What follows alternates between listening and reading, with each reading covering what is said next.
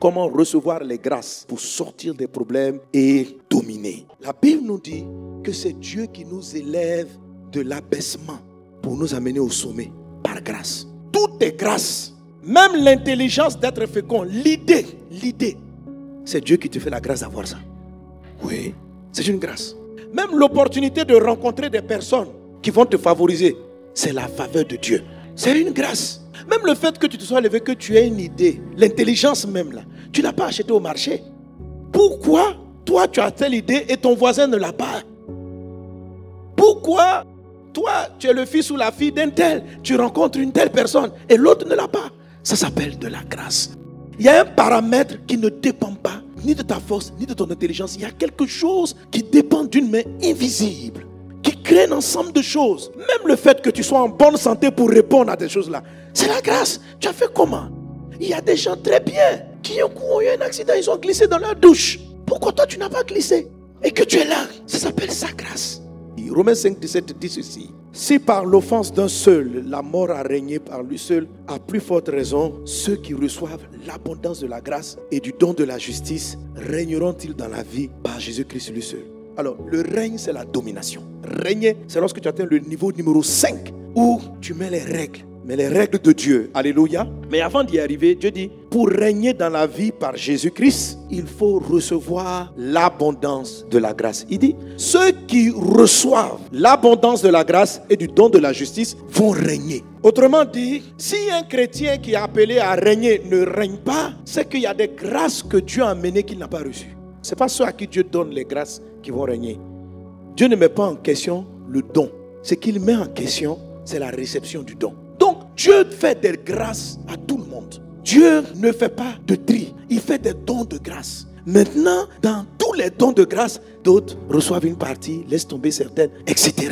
Mais quand quelqu'un reçoit, il saisit les grâces. On n'a pas dit ceux à qui on a donné. La grâce est donnée à tout le monde, même le plus pauvre. Il y a un moment donné, il y a quelque chose qui vient te visiter. Vas-tu recevoir ou vas-tu laisser partir? Quand tu vois une personne qui quitte la poussière, l'abaissement et qui se retrouve au sommet, il y a une visitation de Dieu qu'elle a reçue à un moment donné. Si tu vois une personne qui ne sort pas du puits, qui reste dans les dettes, dans les problèmes, c'est que quand elle a crié à Dieu, que Dieu a répondu, il y a une grâce qui est venue qu'elle n'a pas su recevoir.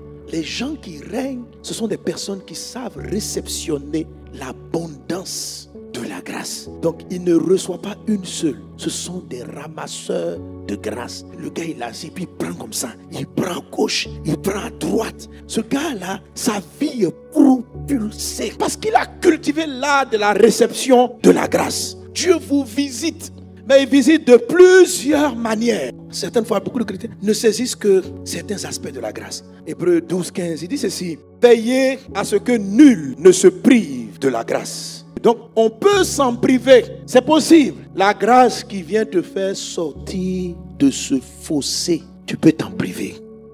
La grâce qui vient te nommer ministre, tu peux t'en priver. L'auteur de l'Épître aux Hébreux dit veillez. Ça veut dire soyez vigilants.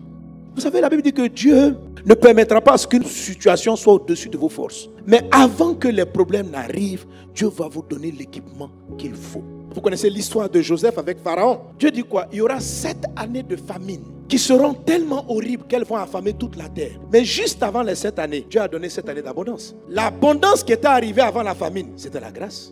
Ça veut dire quoi? Pendant 7 ans, ils moissonnaient plus que ce qu'ils avaient semé. Tous les pays autour avaient la même grâce, mais les autres pays n'ont pas saisi. Mais à cause d'une vision et de l'interprétation de la vision, Joseph a fait en sorte que pendant les 7 années de vache, grâce, l'Égypte sache recevoir. Quand la galère a commencé à frapper, bien au contraire, ça les a enrichis. Comment les grâces font la différence lorsqu'on sait les recevoir? Et quelles formes elles peuvent prendre en fait? Pourquoi elles ont des formes qui nous échappent? Chacun d'entre vous a une parole de réussite. Alors, prenons par exemple des grâces, donc des prophéties ou des révélations, des promesses de Dieu. Vous saisissez cette grâce-là par l'attitude que vous avez vis-à-vis de vos proches. La grâce de réalisation, d'accomplissement d'une prophétie, c'est une grâce qui se retrouve avec quelqu'un que vous rencontrez, que vous croisez à un moment donné. Et là, soit vous méprisez la personne, vous ne la considérez pas du tout et vous manquez la grâce, soit vous recevez cette personne, vous manifestez de la bienveillance envers elle et vous recevez la grâce qu'elle transporte. Et beaucoup de grâces sont transportées par des personnes qu'on retrouve dans notre environnement. Jésus a dit ceci: tu aimeras ton prochain comme toi-même. Matthieu 22, 39. Et voici le second qui lui est semblable: tu aimeras ton prochain comme toi-même. De ces deux commandements dépendent toute la loi et les prophètes. Amen. Mais ce n'est pas seulement la loi. Le texte dit aussi les prophètes aussi en dépendent. Les prophètes, ce n'est pas les individus des prophètes. C'est leur prophétie. Parce qu'ils sont partis déjà les prophètes. Ce sont les prophéties. Amen. Donc la réalisation d'une prophétie dépend de ton application du principe de considération du prochain. Ce n'est pas l'amour de tout le monde. La Bible dit aimer tous les hommes. Mais Dieu dit tu vas aimer ton prochain comme toi-même. Le prochain, ce n'est pas tout le monde. Le mot prochain en lui-même est un mot qui est relatif. Nous sommes aujourd'hui dimanche. Si je dis le prochain jour, c'est lundi. Le dimanche prochain, ça veut dire c'est le dimanche en 7. Donc le mot prochain en lui-même, il n'est pas figé sur une personne. C'est relatif à ce que tu veux placer à l'intérieur. Là où tu es assis, ton prochain, c'est ton voisin. Donc la prophétie dit, tu aimeras ton voisin comme toi-même. De ce commandement-là dépendent les prophéties que je t'ai données. Celui qui se trouve dans ton environnement à un moment donné, aime-le comme toi. Traite-le comme tu aurais voulu qu'on te traite. Respecte-le comme tu aurais voulu qu'on te respecte. Considère-le comme tu aurais voulu qu'on te considère. Ce que j'ai annoncé sur toi dépend de la considération que tu donnes à ton voisin au moment où il est ton voisin. Dans ton quartier, le voisin d'à côté, c'est un prochain.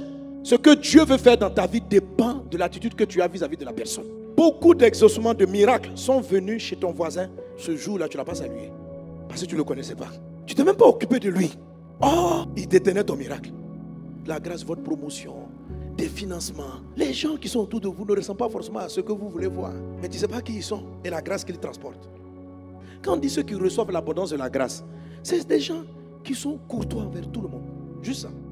Qui sont bienveillants. C'est-à-dire, bonjour mon frère, bonjour ma soeur, comment ça va? Juste bonjour. Ils montent dans le taxi. S'il y a des passagers, ils les saluent. Toi, tu ne veux pas ça. Tu rentres. Chauffeur, tu prends le baka, tu ne salues pas quelqu'un. Pourquoi? On n'a pas dit d'en faire des amis. On dit juste de respecter l'homme, d'avoir de la considération, de savoir qu'il y a des gens qui existent, qui sont assis à côté de toi, qui sont des prochains, juste courtois, juste un petit mot gentil, juste une attention. Parce que quand Dieu te répond, l'exaucement là atterrit sur quelqu'un. Et Dieu va faire en sorte que vous vous croisiez. Mais si tu as l'art d'ignorer et de ne pas saluer ceux que tu ne connais pas, on n'a pas dit tu aimeras ceux que tu connais comme toi-même. On dit tu aimeras ton prochain comme toi-même. Toi tu dis non, moi si je ne te connais pas, je ne t'aime pas. Si je te connais, d'où tu as trouvé ce verset? C'est comme ça, vous vous prouvez des grâces. Toi tu penses que ton prochain c'est seulement celui que tu connais. Jésus il aurait dit tu aimeras tes connaissances comme toi-même. Il n'a pas dit connaissance. Il dit tu aimeras ton prochain. Et ça veut dire ton prochain. Ça ne veut pas dire autre chose. Ça veut dire les gens qui sont à proximité de toi à un moment donné sont importants. Ce n'est pas par accident que vous êtes devenus voisins. Ce n'est pas par hasard que vous avez voyagé ensemble. Ce n'est pas par accident que vous vous êtes assis ensemble dans l'avion. Salue-le, dis-lui un gentil mot. Puis après, continue ton chemin. Faire une enquête sur ton voisin pour savoir quelle chose il peut t'apporter. On n'a pas dit ça. Si quelqu'un vient t'embêter comme ça pour savoir qui tu es, où tu vas, non. Juste salut, juste courtois, juste un petit mot. Amen. Si quelqu'un vient te saluer, il ne faut pas le regarder étrangement d'où tu sors. Est-ce que tu me connais? Pourquoi tu me salues? Non. Bonjour. Ça va? Oui, bonjour. Merci. C'est juste ça. On n'a pas dit d'être amis. On dit d'être bienveillant. Est-ce qu'on est ensemble? Dieu a envoyé le mari. C'était ton prochain. Sinon, Dieu t'a exaucé depuis 2022. En fait, tu as regardé tous les voisins. Tu n'as jamais vu quelqu'un qui ressemble à celui auquel tu espères. Je suis d'accord avec toi. Mais en fait, ce n'était pas exactement le voisin. Tu as vu que c'était une soeur. Mais c'était le cousin de ta voisine. Ton mari, c'est le cousin de la voisine que tu as rencontré à 4 cultes, que tu n'as pas voulu saluer, parce que tu trouvais qu'elle s'était mal coiffée. Donc depuis là, tu regardes sa tête, tu dis, mais comment des soeurs peuvent mettre des trucs comme ça sur les têtes pour venir à l'église? Quelle que soit sa coiffure, c'est ton prochain. Alléluia. Sois courtois, sois bon, sois attentionné. Arrêtez de regarder des détails qui ne sont pas utiles. Aime ton prochain comme toi-même.